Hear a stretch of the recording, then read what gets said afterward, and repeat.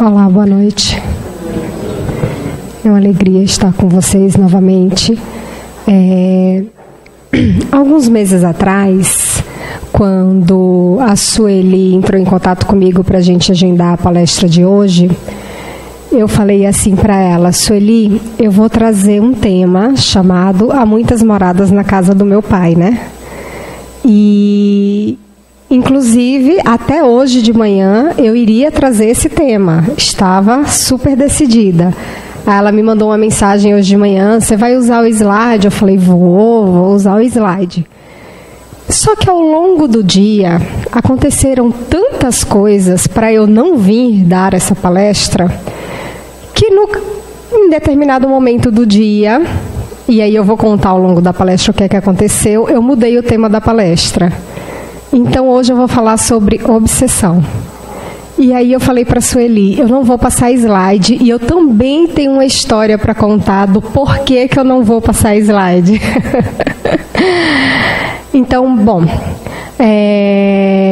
começando pelo nosso tema, obsessão. Em latim, obsessão quer dizer observar. Então, o que os chamados obsessores fazem? Nos observar.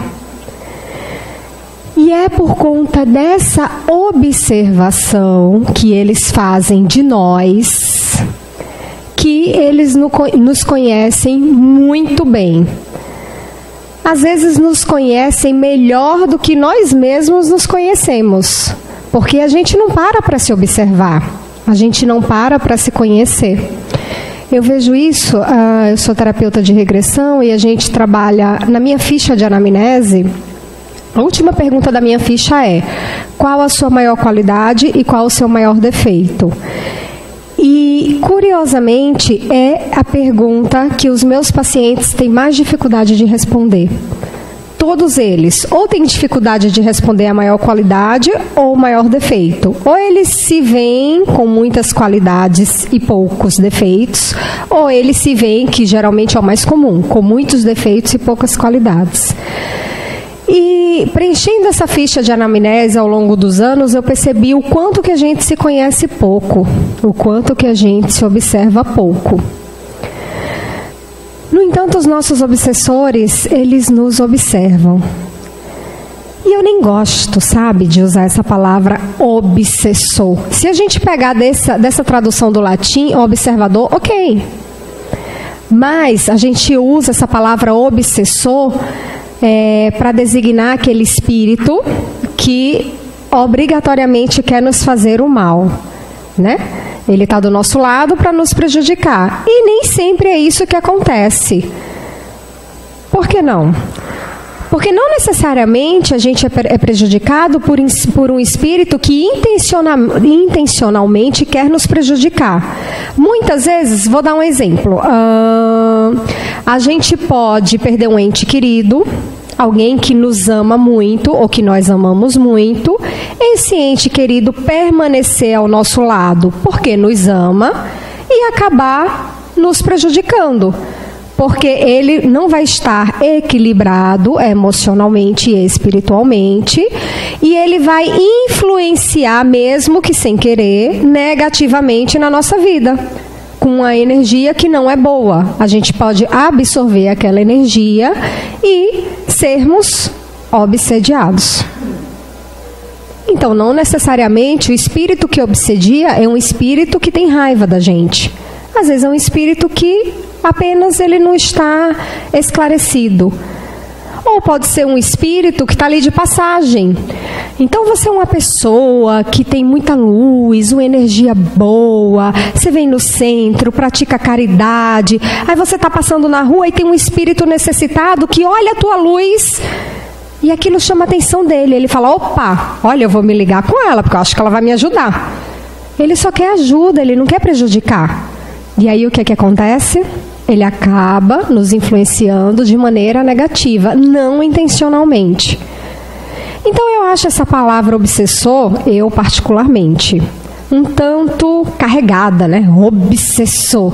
A gente já vem para o centro, aí passa na consulta, Aí a pessoa que nos atende fala, olha, eu vou te encaminhar para desobsessão. A gente já sai assim do centro, né? Parece que tem 100 espíritos nas nossas costas.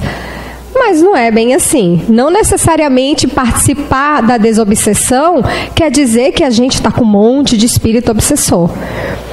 Semana retrasada a gente esteve aqui com o Davidson, né? Ele que fala que a gente nasce com 7 obsessores. Ele só tem 3, porque ele tem 4 filhos, né? Bom, eu tenho uma filha, então eu tenho 6. Quem não tem filho, tem até pena, né?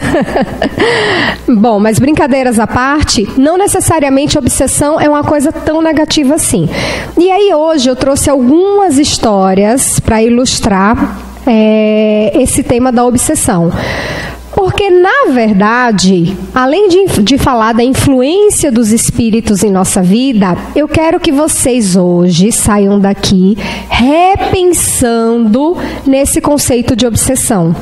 Repensando nesse conceito de quem obsedia quem, de quem faz mal para quem. Enfim, no final da nossa conversa, a gente volta nesse tema do repensar, tudo bem? À medida que eu for falando, se alguém tiver alguma dúvida, pode perguntar, levantar a mão, tá certo?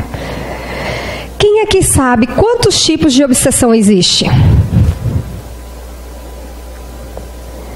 Vamos lá, fala um para mim. Me disseram 3 aqui na frente. Simples, subjugação e fascinação. Ok, mas como se dá esse processo de obsessão? Por exemplo, a obsessão ela pode acontecer, a mais comum, né? Que é o que a gente geralmente ouve no centro, é de quem para quem? Desencarnado para encarnado. Mas pode ser de encarnado para desencarnado? Pode. De encarnado para encarnado, já estamos com 3. De desencarnado para desencarnado, 4. Como? Isso, ó, vamos lá, vamos começar de novo. Do encarnado para o desencarnado e do desencarnado para o encarnado. Do encarnado para o encarnado e do desencarnado para o desencarnado. Mas tem o pior obsessor e o pior tipo de obsessão que vocês ainda não falaram. A autoobsessão. Essa é a mais difícil de ser tratada. Porque imagina, quando é uma obsessão de um encarnado pra gente, a gente dá um jeitinho, né, de se afastar daquela pessoa, enfim, de driblar aquela pessoa. Dá um jeitinho de se afastar. De desencarnado para encarnado, a gente corre para o centro para pedir ajuda. Ou, às vezes, até para o consultório de terapia regressiva para pedir ajuda. Mas a autoobsessão... quem é que consegue se livrar de si mesmo? Essa é ralada, hein? E a gente trabalha muito a autoobsessão nos consultórios de terapia regressiva. A gente trabalha bastante e é difícil. Porque é um tipo de obsessão que, primeiramente, ela é difícil de ser identificada. Uma obsessão de desencarnado para encarnado, o médium ele pode ver, a entidade pode incorporar, etc. Uma autoobsessão, ela é de difícil diagnóstico, porque a primeira possibilidade que a gente aventa é que aquela pessoa está sofrendo uma obsessão de um desencarnado. E aí, para a gente descobrir que não é de um desencarnado, que é dela mesma, que é uma autoobsessão, é um diagnóstico difícil. Uma vez diagnosticado, é de difícil tratamento, porque aquela pessoa ela tem que sofrer um processo de autotransformação, que é um processo bem difícil, a gente sabe disso, para poder se livrar dessa autoobsessão. Ou seja, ó, não é o médium que faz o trabalho por ela, é ela mesma que faz o trabalho por si mesma, né? Eu vou contar alguns casos desses. Mas, voltando ao assunto do que me motivou a falar dessa palestra, no centro que eu trabalho, a gente estava atendendo um caso muito difícil de obsessão. Um caso bem complicado, e a gente já vinha há várias sessões nas reuniões mediúnicas atendendo esse caso. E coincidiu que nessa mesma época eu tinha uma palestra para dar lá no centro. E eles falaram assim, André, por que você não traz o tema obsessão? porque a gente estava atendendo muitas pessoas na sessão de desobsessão lá do centro, e tinha esse caso que era um caso bem peculiar. Então eu falei, ok, vou levar esse tema sobre obsessão. E aí, quem me conhece, quem já viu palestra minha, sabe que eu sempre uso slide. Eu adoro o recurso do slide. Todas as minhas palestras eu faço slide. Só que o que é que aconteceu? Nessa palestra da obsessão, eu estava trabalhando muito, enfim, com uma série de coisas, de ocupações, e eu fui deixando para fazer os slides na semana que antecedia a palestra, coisa que eu também nunca faço, eu geralmente preparo tudo com muita antecedência, mas calhou que, de fato, eu não tive tempo. Uma semana antes de eu preparar a palestra, eu tive uma folguinha, uma noite, eu falei, bom, é hoje, quer dizer, a palestra estava preparada, né? Mas eu falei, é hoje que eu vou preparar os slides. Sentei, peguei o meu computador, abri meu computador novinho em folha. Abri meu computador, quando eu fui abrir o PowerPoint para fazer os slides, deu lá a mensagem, o PowerPoint não pode ser aberto. Não é possível. Reiniciei o computador, abri o PowerPoint, a mesma coisa. Eu falei, ok, eu vou montar um esboço no Word, depois eu passo para o PowerPoint lá no computador do consultório. Quando eu fui abrir o Word não pode ser aberto. Eu falei, não é possível uma coisa dessa. Resumindo, o meu pacote Office inteiro não podia ser aberto. Aí eu falei, estranho, né? Meu computador é novo e tal, tem antivírus. Eu falei, bom, tudo bem, deixa pra lá, não tem problema. Amanhã eu vou pro consultório, amanhã eu monto os slides no consultório. Dia seguinte, chego no consultório. Cheguei bem mais cedo, umas 2 horas mais cedo, que eu falei, bom, eu vou vir mais cedo porque eu vou tentar montar os slides. Quando eu abro o meu computador do consultório, que aperto no botão Power, o computador não ligou. Falei, não, tem alguma coisa errada. Liguei na tomada, botei o carregador e tal, liguei, o computador não ligava, não acendia nada. Falei, não é possível uma coisa dessa. O resto do dia, e assim, a minha ficha de todos os meus pacientes é tudo no computador, no programa que eu tenho. Nesse dia não passei nenhum atendimento para as minhas fichas, porque o computador não ligou.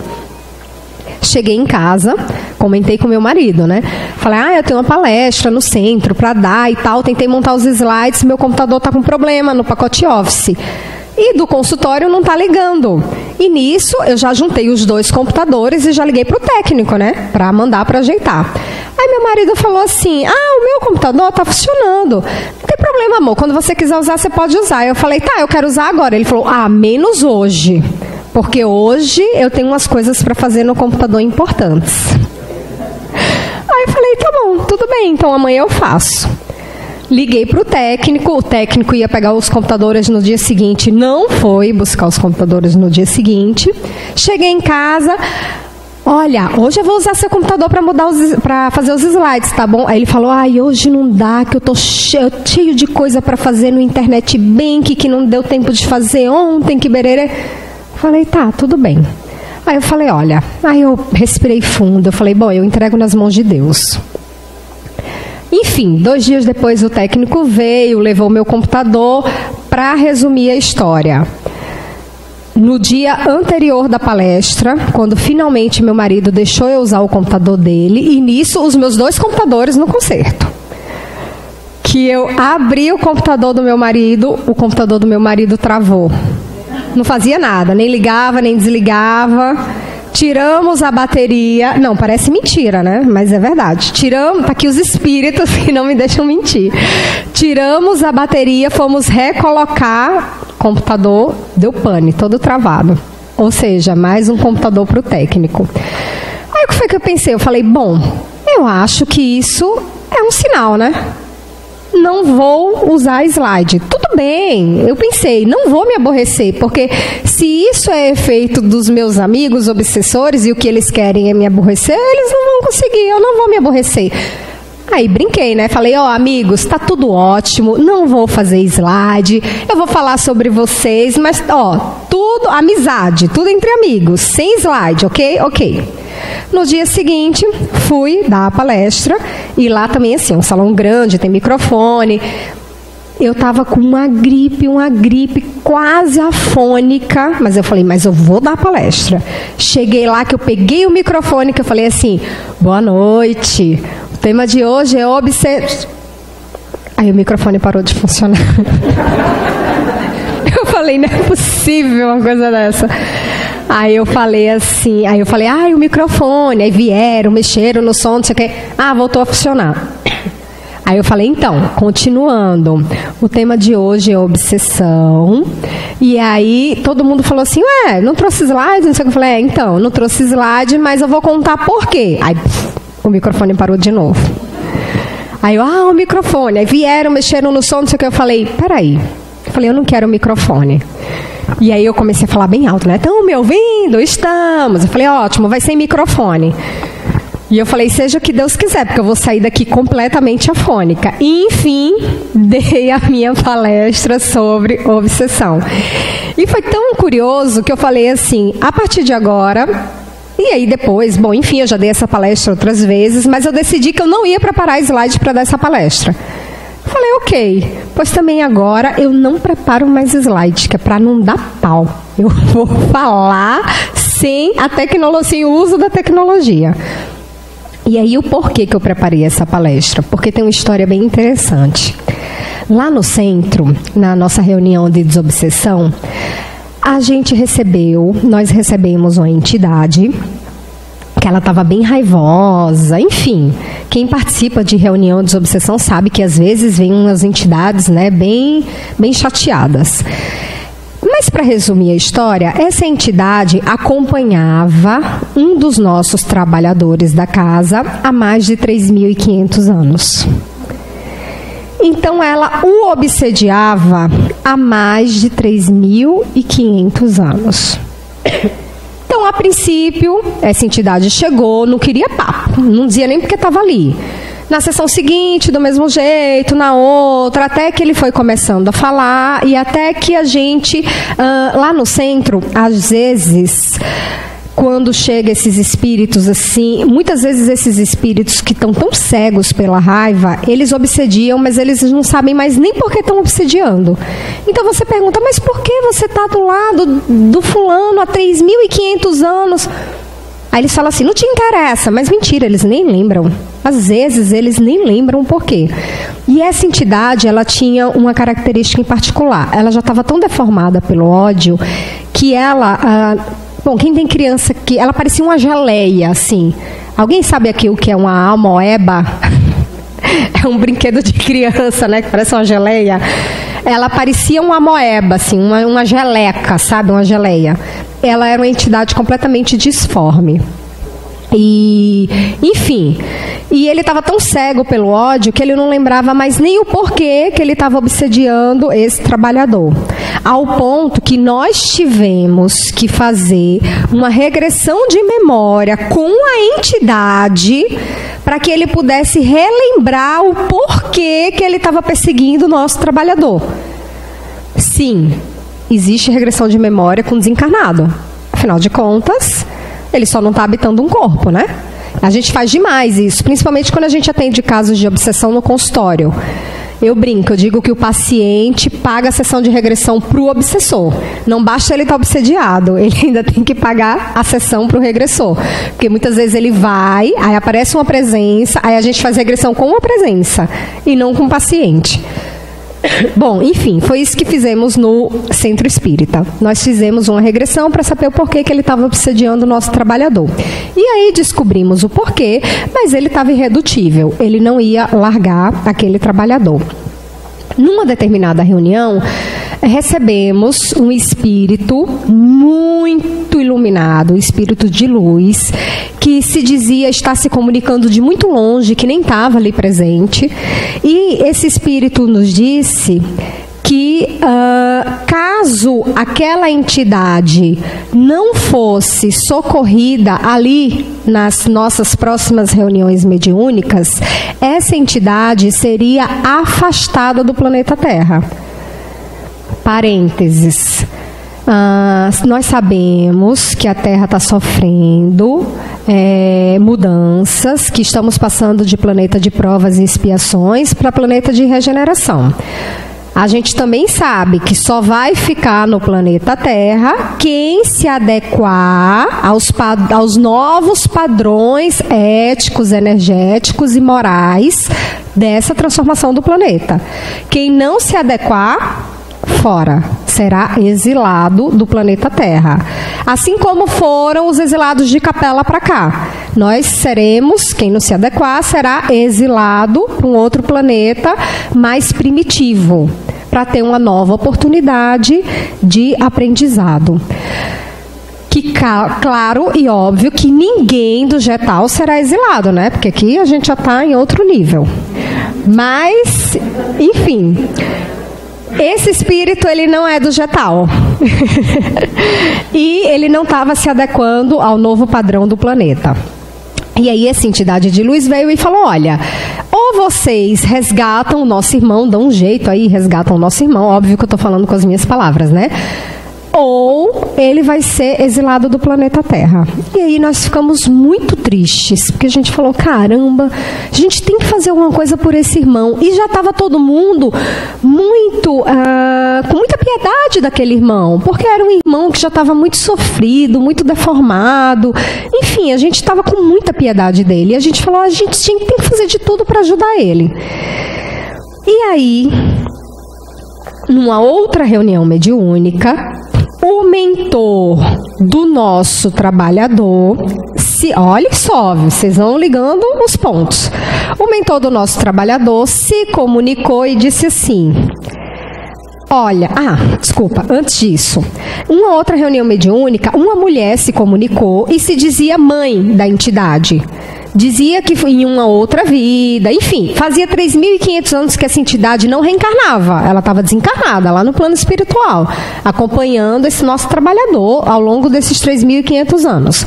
Então, numa determinada vida, essa mulher que se comunicou através da gente disse que ela foi mãe daquela entidade, que ela estava sofrendo muito de ver o filho assim, que ela estava o tempo todo perto dele, que ela dava conselhos, mas eles não, além dele não a escutar, o que era pior, ele nem sequer conseguia enxergá-la. E que ela estava desesperada, não sabia o que fazer. Enfim, houve essa comunicação. Numa outra reunião mediúnica, recebemos a seguinte comunicação. O mentor do nosso trabalhador se comunicou e disse o seguinte, olha, nós da espiritualidade temos um plano para resgatar essa entidade. O plano é o seguinte, só tem uma coisa que pode transformar essa entidade. Que coisa é essa? O amor. A única fonte transformadora do universo. Só o amor verdadeiro e genuíno, é que vai dissuadir essa entidade. E a pessoa que pode oferecer esse amor verdadeiro, puro e genuíno para essa entidade é a mãe dele. Mas ele não consegue enxergar a mãe. Porque imagina, ele já não enxergava mais nada, né? Mas ele não consegue. E assim, e nisso ele estava preso, né, entre aspas, lá no centro espírita, porque a reunião mediúnica é uma vez por semana. Então, acabava a reunião mediúnica, a gente fazia com que ele permanecesse no centro para ser tratado até a reunião seguinte. Então, a gente já não deixava mais ele sair no centro. A gente sempre solicitava a espiritualidade que mantesse ele lá para tratamento e tal.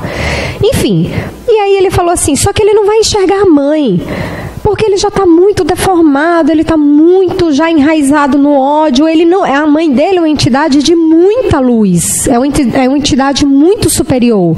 Por mais que ela baixe o seu padrão vibratório para que ele a enxergue, ainda assim não é o suficiente para ele enxergá-la. Então o plano é o seguinte, uma médium vai incorporar ele, uma outra médium vai incorporar a mãe dele, e ambos incorporados vai se dar o encontro da salvação. Nós dissemos, perfeito, ok. Então seguinte, na próxima reunião mediúnica nós faremos isso. Tudo bem? Aí a espiritualidade falou, tudo bem. Então, acordamos com a espiritualidade que na sessão da semana seguinte, isso seria feito. Só que detalhe. Entre essas comunicações todas, às vezes nós recebíamos outras comunicações de espíritos ligados a essa entidade que chegavam muito bravos lá. Vocês não podem prender ele aqui, que não sei o quê. E dizia assim, e vocês não podem levar ele para o lado de vocês. Aquelas histórias todas que a gente ouve. Então, existia uma falange de espíritos chateados conosco, porque não queriam que nós ajudássemos aquela entidade. Até aí, ok, tá todo mundo acompanhando, né? É porque é uma coxa de retalhos. Mas foi o caso mais interessante que eu já vi em toda a minha vida, por isso que eu gosto de contar em palestra. E aí, chegou o fatídico dia da semana seguinte. A médium que receberia a entidade era eu. A médium que recebia a mãe da entidade era uma outra médium. Já estava tudo resolvido. E o nosso amigo, o que estava sofrendo o processo obsessivo, seria o interlocutor dessa conversa. Seria o mediador. Enfim, chegou no dia da reunião mediúnica. Eu estava no consultório e vi que estavam ligando insistentemente da escola da minha filha. Atendi a ligação e me disseram assim, olha, minha filha sai 5h30 da escola, eram as 4 da tarde. Olha, você vai ter que vir buscar sua filha na escola porque sua filha não está passando bem. Ela está com diarreia, está enjoada, com vômito. E eu deixei minha filha na escola em perfeito estado. Tanto que eu sou uma mãe super chata. Se a minha filha está com o nariz escorrendo, eu digo, já não vai para a escola. Cancelo a agenda, fico com ela em casa. Isso com doença, eu sou bem rígida. E aí eu falei, tá, tudo bem. Então, eu vou dispensar. Eu tinha pedido licença para o paciente, porque eu vi que meu celular estava tocando o tempo todo da escola e a gente já pensa logo, aconteceu alguma coisa. Falei, ok. Falei para a coordenadora, eu vou dispensar meu paciente, estou indo aí buscá-la. Aí, conversei com meu paciente, expliquei o que estava acontecendo, disse que a gente continuaria a sessão um outro dia. Enfim, ele entendeu. Peguei meu carro, estava no caminho, indo para a escola, quando vejo meu marido me ligando. Eu falei, bom, meu marido já está me ligando, porque certamente a escola já ligou para ele. Quando eu atendo a ligação, meu marido fala, oi amor, tudo bem? Tudo. Tá atendendo? Eu falei, não. Por quê? Aí ele disse assim, então, meu marido é médico. Aí ele falou assim, então, porque eu tive que cancelar os meus pacientes, estou saindo mais cedo do hospital porque eu estou com febre, estou super mal. E tô indo para casa. Aí eu falei, tá. Eu falei, e eu tô indo buscar a Clara. A Clara é minha filha. E eu tô indo buscar a Clara na escola, que a Clara também não tá bem. Ok. Fui pegar minha filha na escola, aí botei ela no... A escola é a 1 quadra de casa, mas como eu fui direto do trabalho, eu fui de carro. Peguei, botei ela no cadeirão, 1 quadra que eu dei a volta para chegar em casa, ela dormiu. Falei, menos mal, ela tá fraquinha e tal. Cheguei, e nisso eu já pensando, né? Como é que eu vou pro centro, né? Marido doente, filha doente, já estava preocupada. Nisso, pego minha filha no colo, desço do carro com ela no colo, entro no elevador. Aperto no meu andar, a porta do elevador fecha e adivinhem? Fiquei presa no elevador. O elevador simplesmente não saiu. Eu estava no -1, que é a garagem, o elevador não saiu do -1. Aí eu falei, caramba, né? Aí minha filha dormindo em cima de mim, imagina, minha filha tem 4 anos, né? Eu não aguento aquele peso todo. Aí o que foi que eu fiz? Me sentei no chão do elevador, me estiquei assim, botei ela deitada em cima de mim, peguei o celular, liguei pro meu marido, falei, amor, já tá em casa? Ele falou, você tá demorando, aconteceu alguma coisa? Eu falei, aconteceu, eu tô presa no elevador. Mas eu já avisei a portaria, porque aí eu apertei no alarme e avisei, né? Tô presa. Nisso o porteiro desce e falou, onde é que a senhora tá? Eu falei, no -1, a porta fechou e o elevador nem subiu. Aí nisso ele bate na porta do -1, a senhora tá bem? Tá tudo bem? Tá nervosa? Eu falei, não, tô calma, tá tudo bem. Aí ele falou, pois é, só que eu liguei pro técnico e eles vão demorar de 40 minutos a 1 hora para chegar. Falei assim, tá, tudo bem, eu espero. Só avisa pro meu marido para ele não ficar preocupado, né? Nisso, peguei o celular e eu falei, bom, hora de avisar que eu não vou para o centro, porque realmente agora não vai dar. Quando eu peguei o celular que abri meu WhatsApp, a gente tem um grupo, né, WhatsApp de reunião mediúnica, eu ia avisar no grupo, né, o que estava acontecendo e que eu não ia, para todo mundo já ver. Quando eu abri o grupo do WhatsApp, a médium que receberia a mãe já tinha mandado uma mensagem desde o início da tarde, eu não tinha visto porque eu estava trabalhando, dizendo assim, pessoal, estou no PS com muita falta de ar, o médico diagnosticou pneumonia, não vou para a reunião mediúnica hoje. Aí eu falei, bom, menos mal que não sou eu que vou. Se ela não vai nem eu vou, não vai ter trabalho, né? Não é esse que a gente ia fazer. Aí eu fui e avisei, pessoal, tô presa no elevador do meu prédio e meu marido tá doente, minha filha tá doente, eu também não vou na reunião mediúnica. Ou seja, não fomos na reunião mediúnica. Aí o presidente do centro me ligou e ligou para outra médium e disse o seguinte, lá a reunião mediúnica 8 da noite. Olha, meninas, doentes ou não, vocês deem um jeito de 8 horas da noite estarem num ambiente silencioso, calmo, em oração e se concentrando aqui na reunião mediúnica. Porque nós vamos aí na casa de vocês atender vocês. Porque estava claro e óbvio que era uma influência espiritual isso tudo. E nós dissemos ok. E, bom, não só os espíritos ruins conseguem o que eles querem, obviamente que os de luz mais ainda, né? Pelo menos na minha casa, tudo se acalmou, enfim, saí do elevador, consegui dar o jantar da minha filha, o banho, minha filha dormiu, meu marido jantou, tomou banho, dormiu, 8 horas da noite, estava todo mundo dormindo na minha casa. Eu falei, ótimo. Sentei, fiz minha oração, me liguei com a reunião mediúnica. E aí estava lá ligada com a reunião mediúnica. Olha, ele já olhou assim. Estava lá concentrada na reunião mediúnica quando eu vejo entrar pela porta do meu quarto 3 entidades de luz. Aí eu falei assim, ai, que bom que vocês vieram me ajudar. E eles entraram no meu quarto, e na mesma hora que eles foram entrando no meu quarto, eu fui vendo assim, vários flashes, assim, como se fosse assim, várias criaturas assim, sabe, animalescas assim. E aí essas entidades de luz se aproximaram e na hora eu fiquei com um pouco de receio. Eu falei, opa, será que são entidades de luz mesmo? Porque foi muito coincidência. Na hora que eu vi as entidades de luz, eu comecei a ver esses flashes. Aí eu falei assim, será que são entidades de luz ou obsessores? A gente sempre fica, né, de olho. Mas aí, enfim, as entidades se aproximaram, começaram a me dar um passe, e aí essas visões foram passando, eu percebi que eu fiquei mais calminha, ficou tudo calmo, tudo passou. No dia seguinte, aí fui dormir, etc. No dia seguinte, minha filha amanheceu, nota 1000. Meu marido, bonzinho. Falei, ótimo, todo mundo amanheceu bom, né? Fomos socorridos. O presidente do centro me liga. E aí, como foi a noite de ontem? Eu falei, eu sou uma médium muito desconfiada, porque eu acho que a gente tem que ter senso crítico, né? Senão a gente acredita em qualquer coisa. Então eu gosto meio de testar a espiritualidade. Eu acho que a espiritualidade é meio brava comigo. E aí eu falei assim, me conta você, o que aconteceu no centro? Ah, detalhe.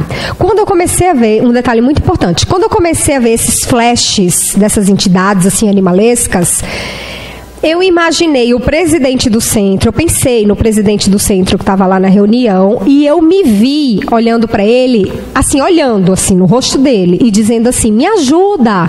Eu tive essa visão. Eu não pensei intencionalmente, eu vou lá e vou pedir ajuda. Mas isso me veio na cabeça, esse pensamento, que eu tinha pego assim no rosto dele e tinha dito, me ajuda. Bom, enfim, passou. Aí no dia seguinte, aí quando isso aconteceu, na mesma hora eu pensei, será que eu desdobrei e fui lá no centro? Eu fiquei com essa dúvida. Aí eu falei assim, bom, se eu desdobrei e se eu fui lá no centro, o presidente do centro, ele não é médium, mas ele vai ter a sensação de que eu fiz isso. Isso ficou bem claro para mim. Então, no dia seguinte, quando ele ligou, e aí, como é que tá todo mundo? Ah, ficou todo mundo bem e tal, você tá bem? Então, como foi ontem à noite? E ele sabe que eu sou médium, né? Então ele estava querendo que eu contasse tudo que eu tinha visto. E eu falei assim para ele, não, me conta você, como é que foi na reunião mediúnica? E ele disse assim, então, na reunião mediúnica nós recebemos uma entidade de luz e essa entidade de luz levou alguns trabalhadores desencarnados junto com os nossos trabalhadores desdobrados na sua casa e na casa da fulana para fazermos uma limpeza espiritual.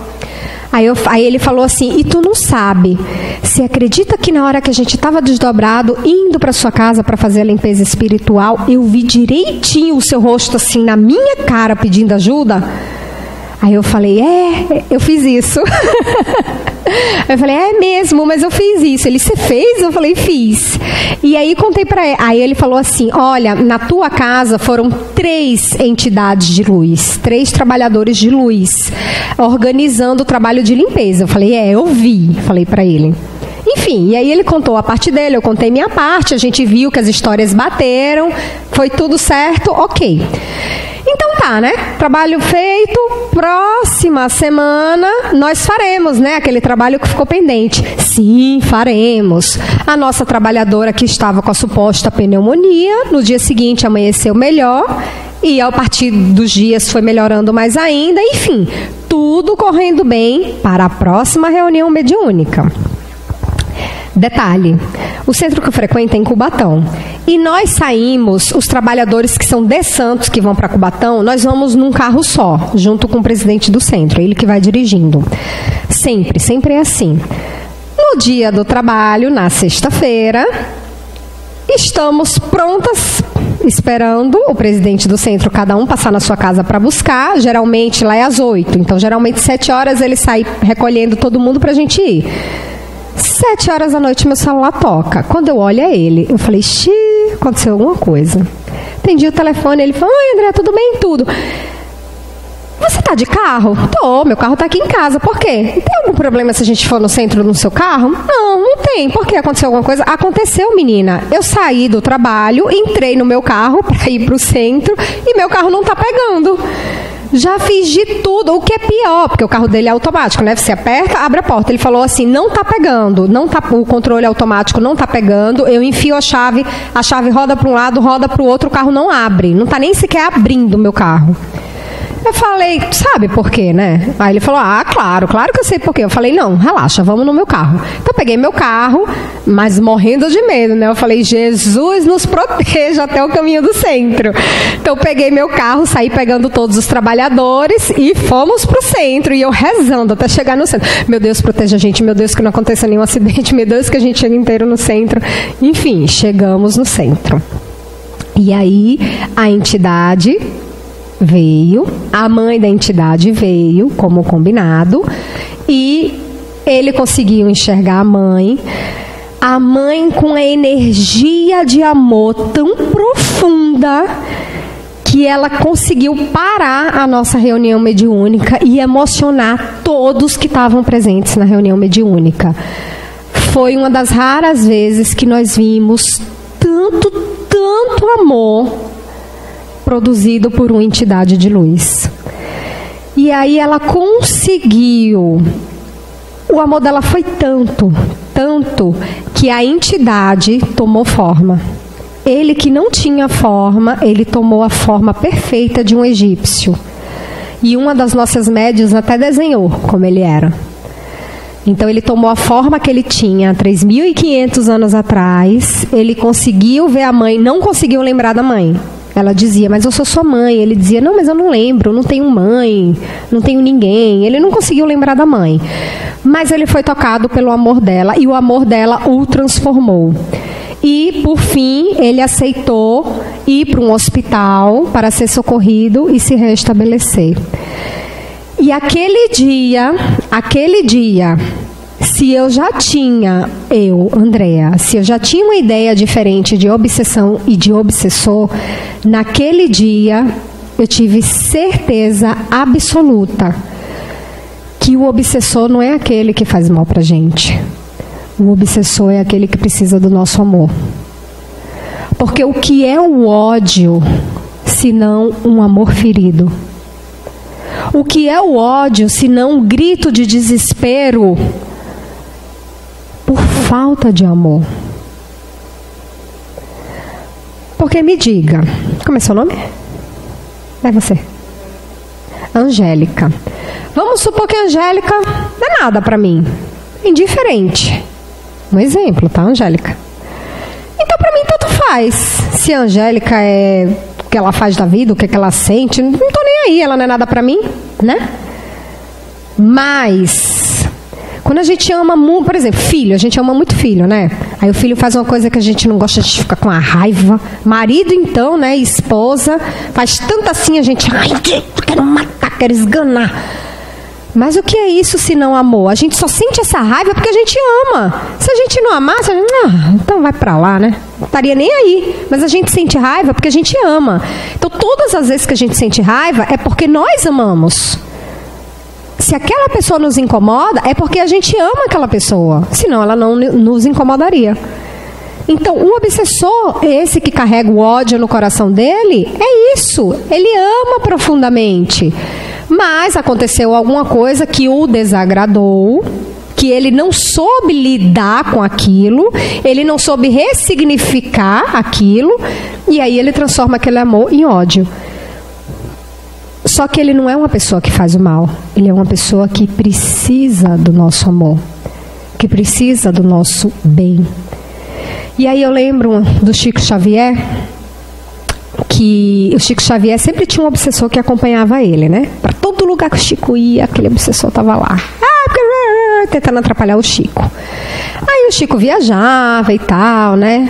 E um dia o Chico viajou e quando chegou a noite, ele estava no hotel e ele estava se sentindo muito só, muito triste naquele hotel, naquela cidade que ele não conhecia muita gente, sozinho ali naquele quarto. Poxa, ele estava se sentindo muito sozinho. Aí nesse momento o obsessor apareceu para ele, né? Ah, Chico, achou que você ia se livrar de mim? Olha eu aqui de novo. Aí o Chico falou: ai, meu irmão, graças a Deus que você veio. Eu estava me sentindo tão sozinho. E aí, naquele dia, acabou a obsessão, né? Porque que o espírito ia fazer mais contra o Chico? Então, o amor de Chico, com aquele jeitinho que só ele tinha, e deve ter ainda, desarmou completamente o obsessor. Por quê? Porque só existe obsessor. O obsessor só tem influência em nós porque nós damos abertura. Se nós não dessemos abertura moral, vibratória, energética, como o Chico não deu, o que o obsessor vai fazer ali? Se ele não vai conseguir atingir o objetivo dele. Então eu quero que todos saiam. Dá tempo de contar mais uma história? Tem uma história do Divaldo que é bem legal. Porque assim, a gente, como eu falei aqui no começo, a obsessão mais comum é a de desencarnado para encarnado, né? Mas a gente nem consegue imaginar muito uma obsessão de encarnado para desencarnado. É estranho, né, isso? Mas como é que eu estou encarnada, vou obsediar um desencarnado? E aí o Divaldo nos conta uma história bem interessante. A mulher ficou viúva, acho que alguns de vocês já devem saber dessa história. A mulher ficou viúva e procurou o centro espírita, né, do Divaldo e falou assim: olha, o meu marido não sai de perto de mim, morreu, mas não foi para lá, fica aqui do meu lado, sabe, fica me enchendo, né? Aí Divaldo falou: ok, então vamos trabalhar. Então, na reunião mediúnica, começaram a trabalhar o marido daquela senhora que tinha falecido, mas que, segundo ela, não ia embora. E nunca se chegava a acordo nenhum. Uma determinada reunião, Divaldo foi conversar com o espírito e falou assim: meu irmão, mas converse com a gente. Diga o que está acontecendo. Por que você não larga a sua esposa? E aí o espírito resolveu falar.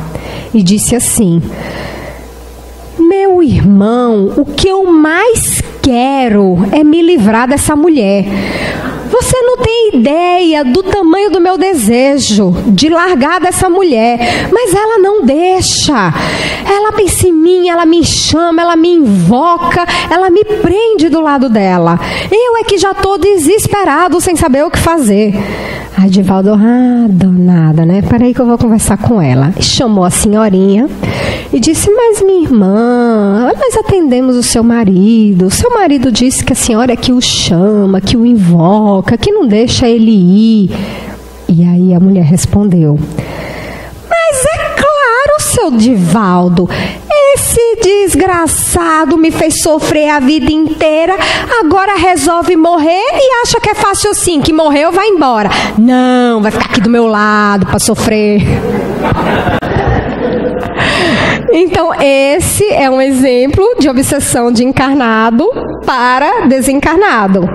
Quantas vezes a gente não invoca, né, os nossos entes queridos? Então, a pessoa morre, já virou santa, né? Fez e aconteceu na Terra. Quando desencarna, que nem o marido, né? Às vezes o marido, nossa, faz a mulher sofrer a vida inteira. Claro, eu estou dando exemplo dos maridos, porque vocês sabem que as mulheres são mais evoluídas, né? Mais pacíficas. Então, o marido morre, aí a mulher fica lá, né? Ai, meu marido, o marido que foi uma peste a vida inteira. Ai, meu amor, olha, me ajude nessa situação.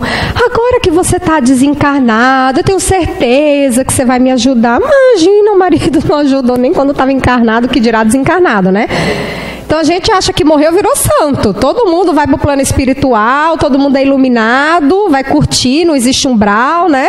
E vai vir todo mundo ajudar a gente. A gente não pensa que aquele espírito pode estar desequilibrado.